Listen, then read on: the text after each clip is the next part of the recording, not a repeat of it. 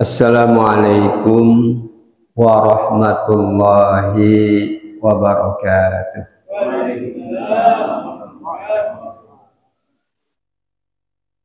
Alhamdulillahil ghamiri minanu al-azimi ni'amuh al-faidhi nawaluh al-mutawatiri karamuhu wa ala'uh. Asyhadu an la ilaha illallah wahdahu la syarika lah wa asyhadu anna Muhammadan abduhu wa rasuluhu la nabiyya ba'dah. Allahumma salli wa sallim ala sayyidina Muhammad ibn Abdillah wa ala alihi wa sahbihi wa man tabi'ahu hudahu wa wala.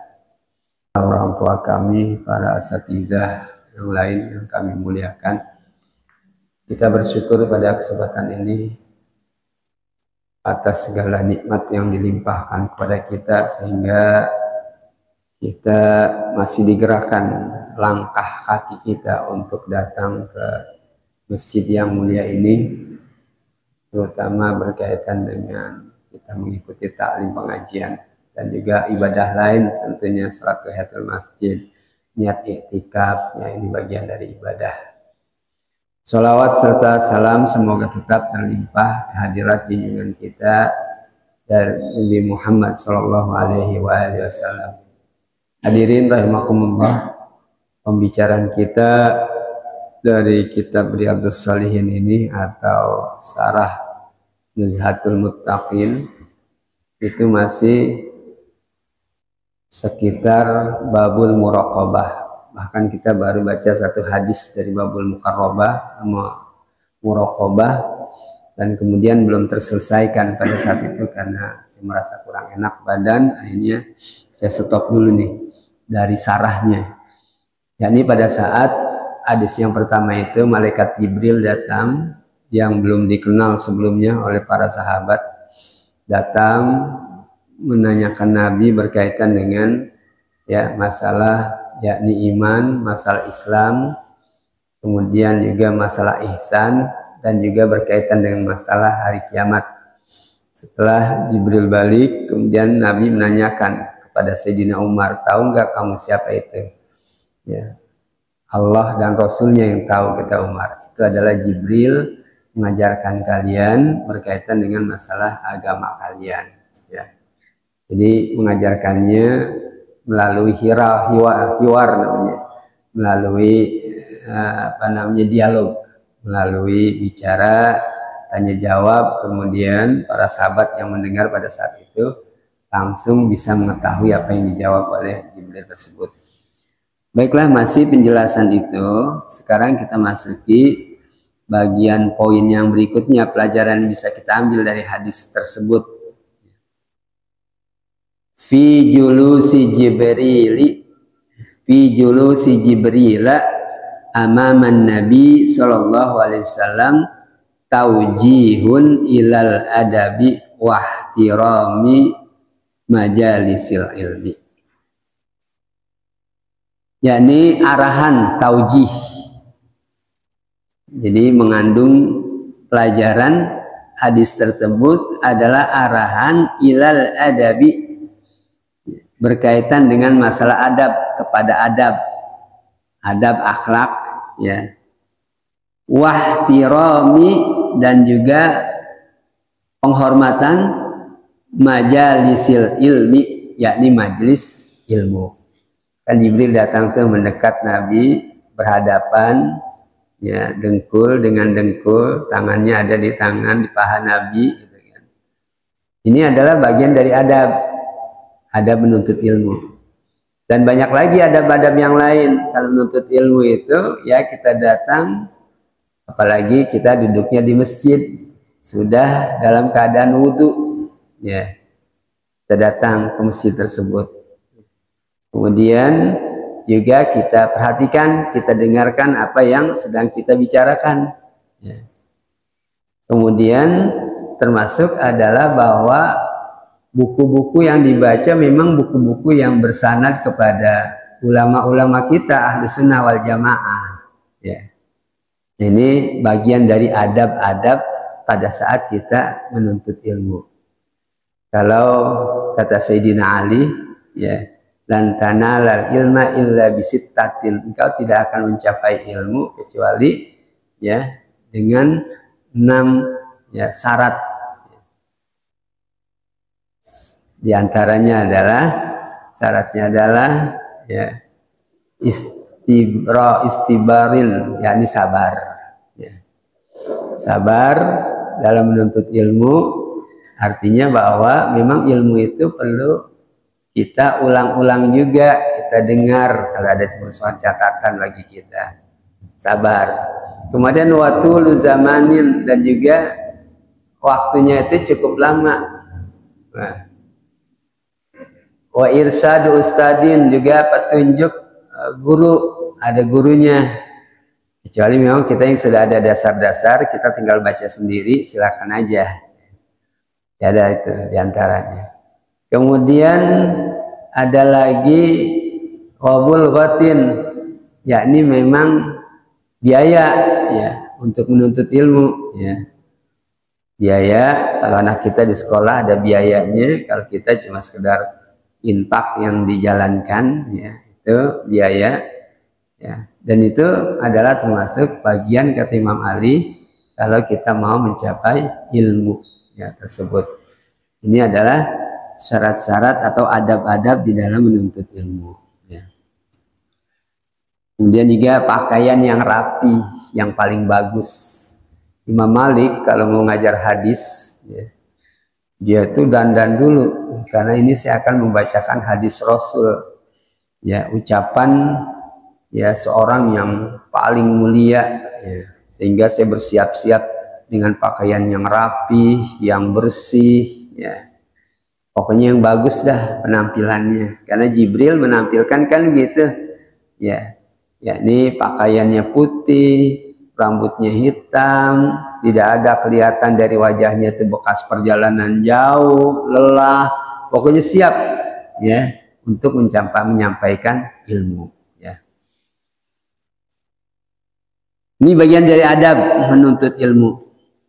Berikutnya tahdidu yaumis sa'ati lam yutali alaihi Allah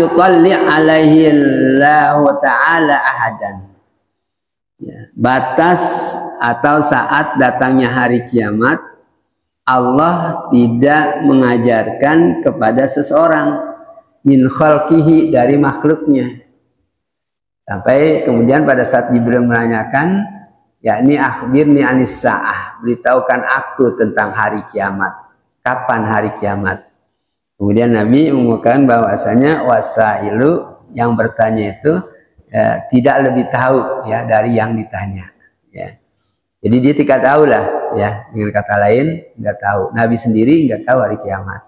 Nah, kemudian dilanjutkan yang lalu itu adalah amaratuha ya. Apa sih tanda-tanda hari kiamat tersebut? Baru dijawab oleh Nabi, tanda-tandanya adalah ini.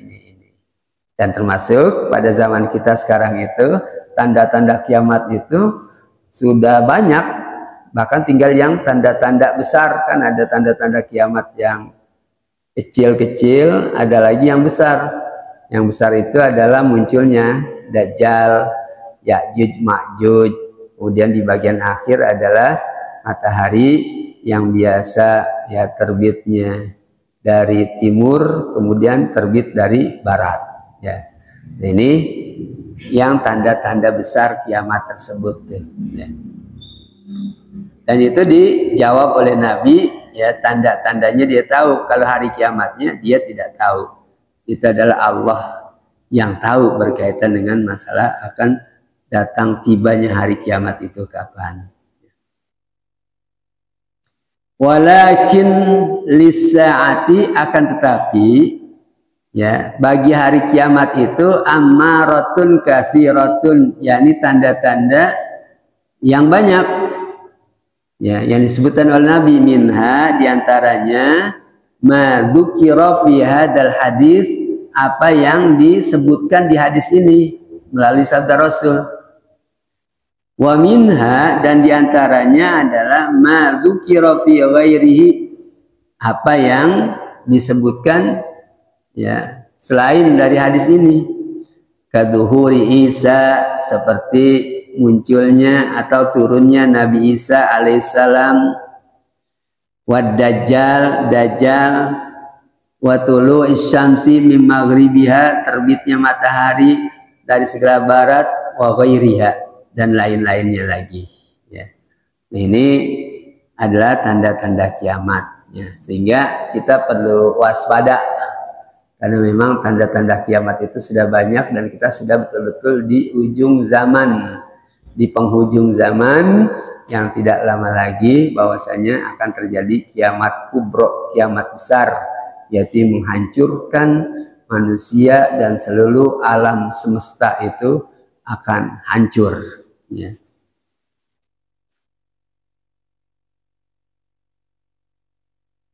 Alal insani, pelajaran berikutnya, kepada manusia ayyuraqiba,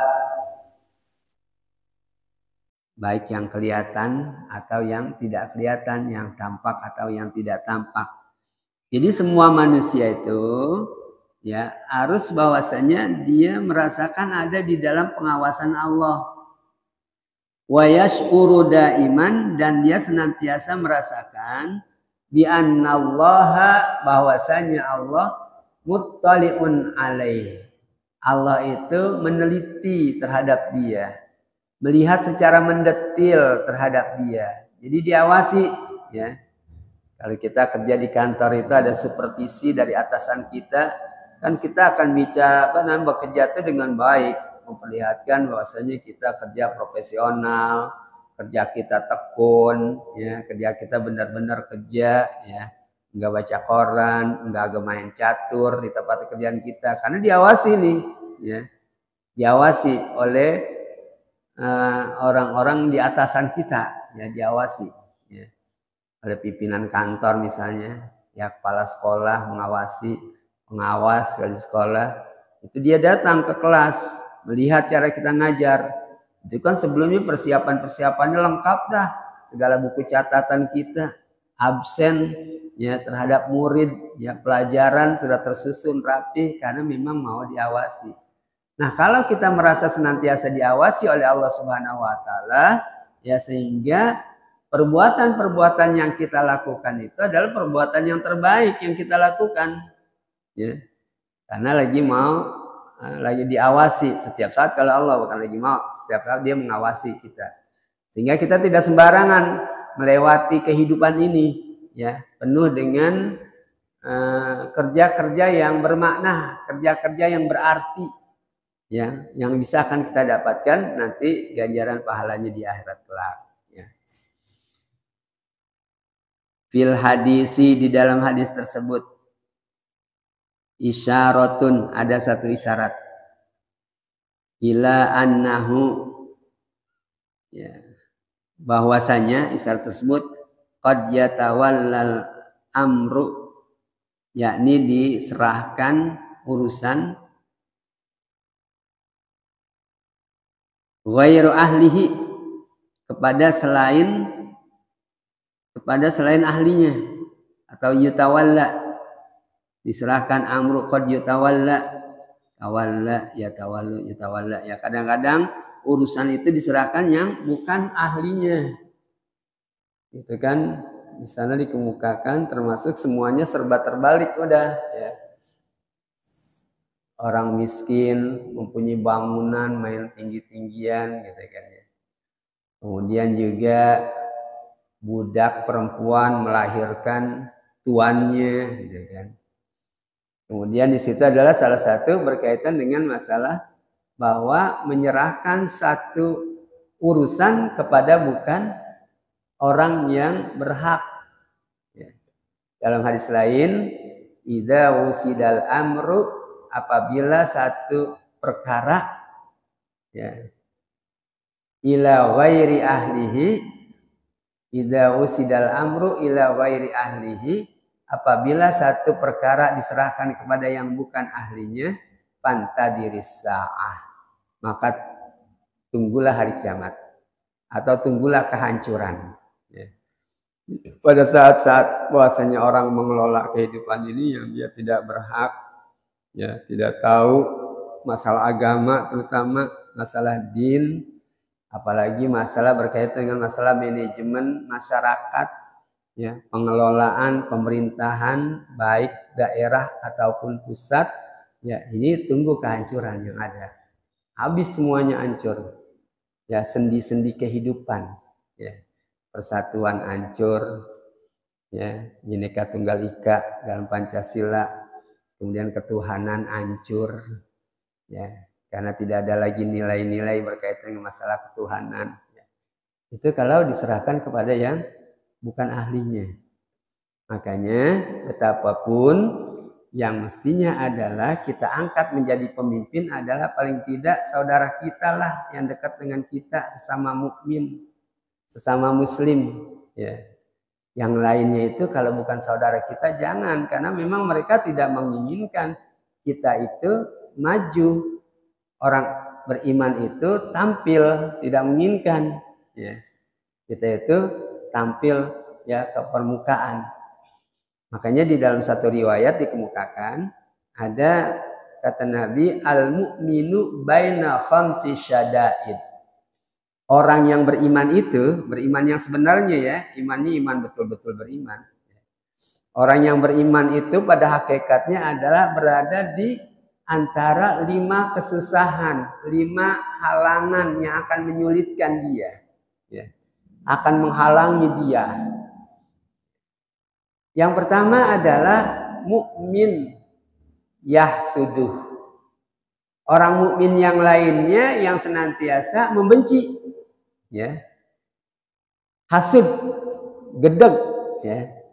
Jadi mukmin sih mukmin, cuma mukmin begitulah, ya. Jadi kalau orang mukmin yang lain itu mau tampil padahal dia berhak, dia punya ilmu, dia punya agama, tetapi dihalang-halangi supaya kagak jadi, ya.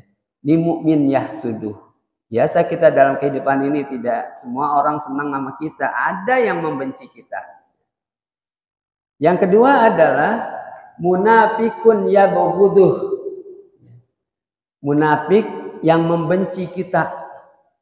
Walaupun sama-sama kelihatan beribadah sama kita, sholat dan lain sebagainya, tetapi kemudian dia benci kepada orang beriman yang sesungguhnya, pada orang-orang soleh, dia kagak demen, ya, padahal dia sendiri mengaku mukmin, ya. Itulah munafik.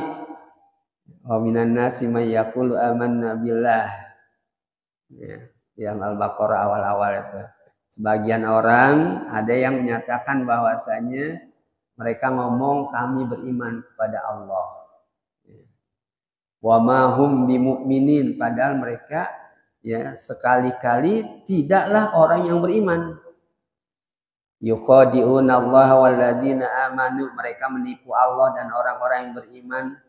Wa ma yakhda'una, dan mereka tidak bisa menipu pada hakikatnya illa anfu, ya, wa ma yakhda'una illa anfusahum wa ma yasurun, kecuali diri mereka sendiri yang mereka tipu dan mereka tidak terasa, ya. Dia menginginkan menipu Allah. Atau di dalam ayat lain dikemukakan dalam surah apa, sebelum As-Saff, ya, As-Saff betul, yuriduna liyutfi'u nurallah biafwahim wallahu mutimmu nurihi walau karihal kafirun. Mereka menginginkan untuk, ya, untuk memadamkan cahaya Allah, ya, tetapi Allah tetap mutimmu nurihi, Allah tetap menyempurnakan cahayanya, terus berjalan walau karihal kafirun, sekalipun orang-orang kafir, ya, itu membenci. Yang pasti bahwasanya mereka tidak menginginkan, apalagi nanti di bagian kafir, mereka senantiasa tidak menginginkan umat Islam itu, ya. Makanya kemudian bahwa ini memang perlu dipesankan sih, ya, walaupun saya udah minta maaf kepada jamaah juga di mana-mana sering saya kemukakan masalah siasah, masalah politik, supaya kita jangan ditipu lagi, ya. Kalau ada saudara kita yang lebih baik, kenapa tidak saudara kita? Kalau kemudian kita tidak mencoblos, ya, atau mencoblos semuanya, kan jadi kagak sah tuh suara kita. Mereka girang, berhasil mereka mengobok-gobok pikiran umat Islam sampai ngambek tidak mau mencoblos, terpancing mereka. ya, bahkan kena pancingannya, ya. Sehingga suara kita umat Islam yang beneran gitu agak ada. Akhirnya yang menang mereka, yang Islamnya ya begitulah, namanya doang Islam, tetapi pemikirannya tidak untuk orang Islam.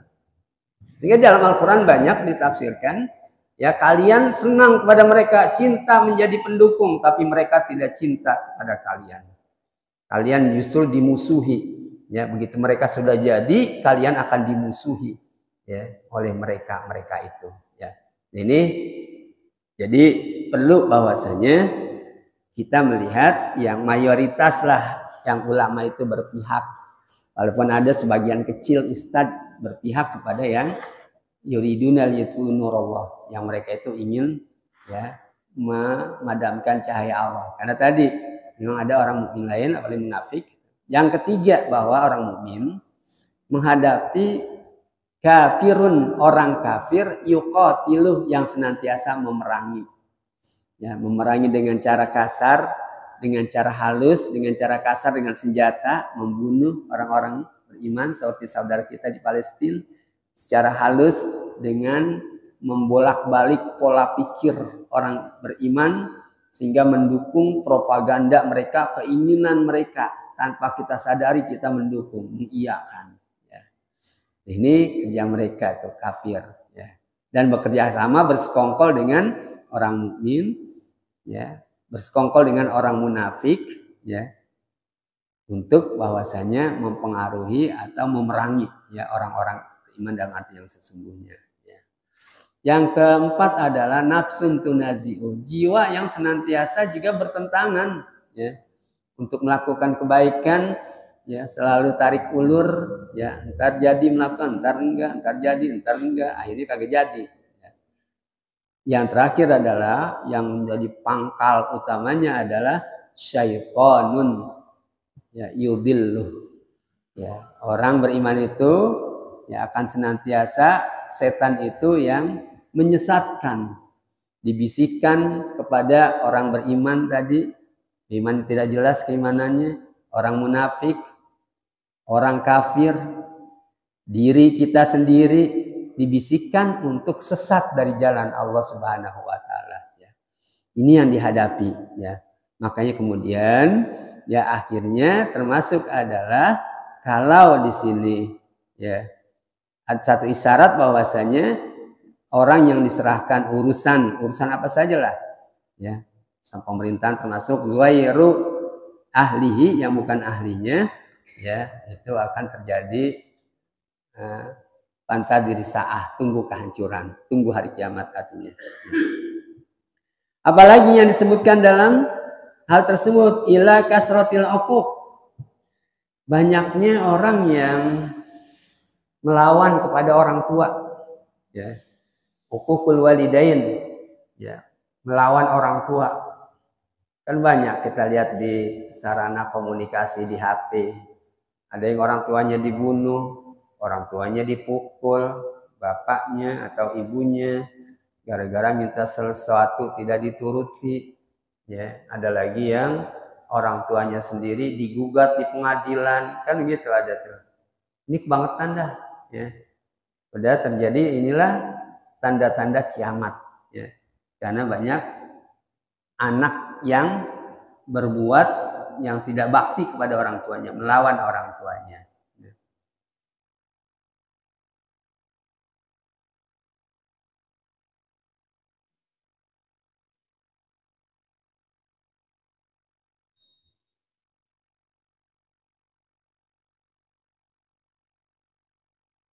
Kasratul uquq. Wahada, dan ini semua min amaratis sa'ah, dari tanda-tanda kiamat.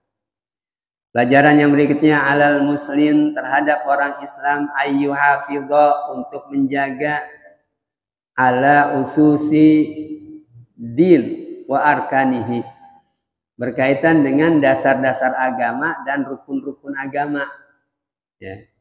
Rukun agama itu yang 6 rukun, termasuk ya rukun agama lah, ya. Rukun berkaitan dengan masalah akidah, rukun iman, kan iman diajarkan tadi, ya, rukun iman ada 6 itu, ya. Itu menjaga rukun-rukun agama dengan terus mendalami dan mempelajarinya, jangan berhenti begitu saja, ya. Warkanihi dan rukun-rukunnya. Wa ayyashuru bil mas'uliyati amamallahi ta'ala. Dan hendaknya dia itu merasakan tanggung jawab di hadapan Allah Ta'ala. Karena dia jaga agama, rukun-rukun agama, ya. Sehingga dia akan bertanggung jawab, merasa bertanggung jawab di hadapan Allah. Fayuhsinu amalahu. Maka dia membaguskan amal perbuatannya bidafi'il imani, untuk menjaga keimanan, wa muraqabatillahi ta'ala, dan pengawasan Allah Subhanahu wa taala. Bainal islami, yang terakhir, bainal islami wal imani, antara Islam dan iman itu tulazimu, artinya saling berhubungan, berkorelasi namanya.